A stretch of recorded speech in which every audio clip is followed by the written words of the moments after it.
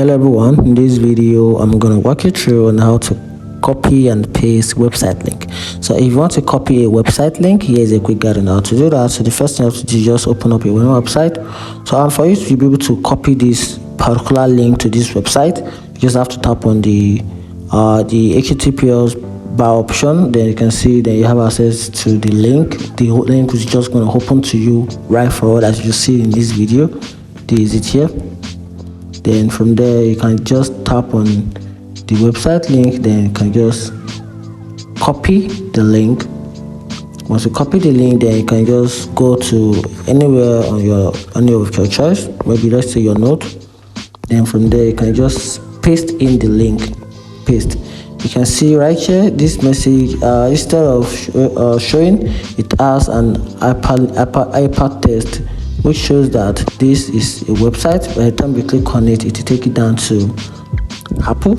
You can also perform this as well. Just do this. Just take out the test. Good. Then just leave the https://www.apple.com.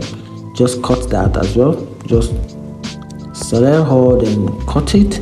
Then you can also paste it anywhere of your choice.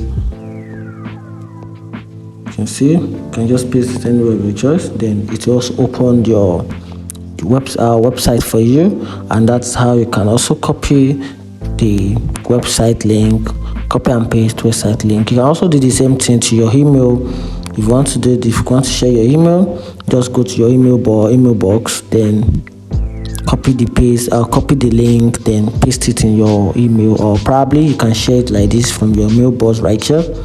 Then you can see the text, the subject is there, which is the Apple. Then the link is also under it. Then you can just simply add to the email, which is the recipient. Then once you add that, then just tap on this hot button, which is the send icon for the message or for the email, and that's it. If you find this video helpful, turn on the notification button and follow for more. Thank you.